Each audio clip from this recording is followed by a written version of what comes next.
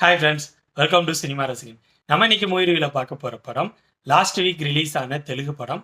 படத்தோட name Robin Hood. இது ஒரு ஆக்ஷன் ட்ராமா மூவி. இந்த படத்தில் நிதின் ஹீரோவாக பண்ணியிருக்காரு. இந்த படத்தோட ஸ்டோரி என்ன, இந்த படம் எப்படி இருந்துச்சுங்கிறத பார்க்குறதுக்கு முன்னாடி இந்த வீடியோ ஃபுல்லாக பாருங்கள். பிடிச்சிருந்தா லைக் பண்ணுங்கள், கமெண்ட் பண்ணுங்கள். அப்படியே என்னோட சேனலை சப்ஸ்கிரைப் பண்ணுங்கள். கூட பக்கத்தில் இருக்க பெல் ஐக்கானையும் தட்டி விடுங்க. அது மட்டும் இல்லாமல் என்னோட வீடியோஸ் எல்லாம் உங்களோட ஃப்ரெண்ட்ஸ், ஃபேமிலி மெம்பர்ஸ் எல்லாத்தையும் ஷேர் பண்ணுங்கள். உங்களோட சின்ன ஷேர் எனக்கு ரொம்ப சப்போர்ட்டாக இருக்கும். வாங்க இந்த படத்தோட ஸ்டோரி என்னன்னு பார்ப்போம். இந்த படத்தோட ஸ்டோரி நிதின் சின்ன பையனாக இருக்கிறப்ப நடக்கிற மாதிரி ஸ்டார்ட் ஆகுது. அவர் ஆர்ஃபனில் வளர்ந்துட்டு இருக்காரு. அவர் வாழ்ந்துட்டு இருக்க ஆர்ஃபனில் பசங்கள்லாம் சாப்பாட்டுக்கெல்லாம் ரொம்ப கஷ்டப்பட்டுட்டு இருக்காங்க. சரியான ட்ரெஸ் இல்லை. ஸோ அந்த பசங்களுக்காக சின்ன வயசுலேயே நிதின் திருட ஆரம்பிக்கிறாரு. திருடி அவரோட ஆர்ஃபனுக்கு எல்லா உதவிகளையும் பண்ணிட்டு இருக்காரு. அப்படியே பெரிய பையனாயும் பெரிய லெவலில் திருடிட்டு இருக்காரு. அந்த திருட்டு பணங்கள் எல்லாத்தையும் நிறைய ஆர்ஃபன்களுக்கு டொனேஷனாக கொடுத்து அந்த ஏரியாவில் இருக்க ஆர்ஃபன்ஸ் எல்லாம் இவர் பார்த்துட்டு இருக்காரு. இவரை பிடிக்கிறதுக்கு ஸ்பெஷல் போலீஸ் ஆஃபீஸராக சைன் டாம் சாக்கோ வராரு. இன்னொரு பக்கம் வில்லன், அவன் கஞ்சா பிஸ்னஸ்க்காக ஒரு கிராமத்தையே அடித்து கண்ட்ரோலில் வச்சுருக்கான். ரொம்ப கொடூரமான வில்லன். அவன் லோக்கலில் பிஸ்னஸ் பண்ணிட்டு இருக்கான். அந்த லோக்கல் பிஸ்னஸை தாண்டி இன்டர்நேஷ்னல் லெவலில் பிஸ்னஸ் பண்ணுறதுக்காக சில வேலைகளை பண்ண ஆரம்பிக்கிறான். இந்த ரெண்டு ஸ்டோரியும் ஒரு புள்ளியில் சந்திக்குது. அது எப்படி சந்திக்குது, அதுக்கப்புறம் படத்தில் நடக்கிற சம்பவங்கள் என்னென்னங்கிறத சொல்கிற படம் தான் ராபின்ஹுட். இந்த படத்தோட பாசிட்டிவ்ஸ் அண்ட் நெகட்டிவ்ஸை கலந்து ரொம்ப ஷார்ட்டாக பார்த்துரும். ஃபர்ஸ்ட் இந்த படத்தோட டெக்னிக்கல் விஷயங்கள் பற்றி சொல்லணும்னா, ஒளிப்பதிவு சாய் ஸ்ரீராம் பண்ணியிருக்காரு. நல்லாவே இருந்துச்சு. படத்துக்கு ஒளிப்பதிவு ரொம்ப சப்போர்ட்டாக இருந்துச்சு. அடுத்ததான் இந்த படத்துக்கு music G V Prakash. Background music ஆஹா ஓகோன்னு சொல்ல முடியாட்டியும் படத்தோட ஃப்ளோக்கு சப்போர்ட்டாக இருந்துச்சு. சாங்ஸும் ஓகே அப்படிங்கிற லெவலில் தான் இருந்துச்சு.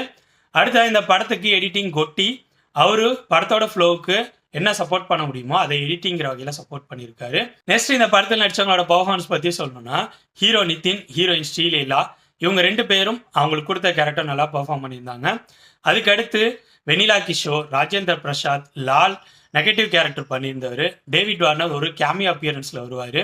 இவங்க எல்லாரும் அவங்களுக்கு கொடுத்த கேரக்டரை தேவையான அளவில் பர்ஃபார்மன்ஸ் கொடுத்துருந்தாங்க.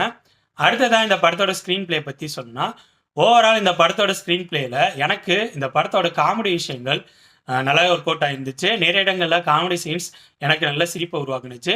விழுந்து சிரிக்கிற லெவல் கிடையாது, பட் ஒரு லைட்டான ஸ்மைலை கொடுக்குற லெவலுக்கு காமெடி சீக்வன்சஸ் இருந்துச்சு. ஃபர்ஸ்ட் ஹாஃப்லையும் சரி, செகண்ட் ஹாஃப்லையும் சரி நல்லா தான் இருந்துச்சு. ராஜேந்திர பிரசாத் ஹீரோ, அப்புறம் வெனிலா கிஷோர், இவங்களோட காம்பினேஷனில் வர சீன்ஸ் எல்லாம் எனக்கு காமெடி நல்லா ஒர்க் அவுட் ஆயிருந்துச்சு. அடுத்ததா இந்த காமெடி சீக்வன்சஸை தாண்டி கிளைமேக்ஸில் இவங்க ரிவீல் பண்ண ஒரு ட்விஸ்ட்டு நல்லா இருந்துச்சு. காமெடி, கிளைமேக்ஸில் வர ட்விஸ்ட்டு, இந்த ரெண்டு விஷயங்களை தவிர படத்தில் வர மற்ற சீன்ஸ் எல்லாம் ரொம்பவே சுவாரஸ்யம் இல்லாத மாதிரி தான் போகுது. காரணம், நீங்கள் நிறைய தெலுங்கு கமர்ஷியல் ட்ராமாஸ்லாம் பார்த்துருந்தீங்கன்னா கிட்டத்தட்ட இதே ஸ்க்ரீன் பிளே பேட்டர்னில் தான் இருக்கும். ஸோ நீங்கள் ஈஸியாகவே இந்த படத்தோட ஸ்க்ரீன் பிளேயை யூகிச்சிடலாம். அடுத்து இந்த சீன் தான் வருங்கிற மாதிரி நீங்கள் ஈஸியாகவே யூகிச்சிடலாம். அடுத்ததாக இந்த படத்தில் ஹீரோ கேரக்டர் தவிர மற்ற எந்த கேரக்டரையும் இவங்க ஸ்ட்ராங்காக டிசைன் பண்ணவே இல்லை. படத்தோட ஸ்டார்டிங்கில் வில்லன் கேரக்டருக்கு பயங்கரமான பில்டப் கொடுப்பாங்க. அதுக்கப்புறம் கிளைமேக்ஸில் வில்லன் கேரக்டரை கிட்டத்தட்ட ஒரு கோமாளியாகவே ஆக்கிட்டாங்க. அதுவும் இந்த படத்தோட டிராபேக் தான். அப்புறம் தெலுங்கு கமர்ஷியல் ட்ராமாஸில் நீங்கள் லாஜிக் எதிர்பார்க்கக்கூடாது. அதேமாரி தான் இந்த படத்துக்கும் லாஜிக்குக்கும் துளி அளவு கூட சம்மந்தம் கிடையாது. ஸோ ஓவராலாக சொல்லணும்னா, என்னை பொறுத்த வரைக்கும் இந்த படம் ஒரு பக்காவான தெலுங்கு கமர்ஷியல் ஆக்ஷன் ட்ராமா. இந்த படத்தோட காமெடி சீக்வன்சஸும் கிளைமேக்ஸ் ட்விஸ்ட்டும் எனக்கு ஒர்க் அவுட் ஆனிச்சு. மற்றபடி எந்த விஷயமும் எனக்கு ஒர்க் அவுட் ஆகவே இல்லை. ஸோ என்னோட ரிவ்யூவை பேஸ் பண்ணி முடிவு பண்ணிக்கோங்க, இந்த படத்தை பார்க்கலாமா வேணாமான்னு.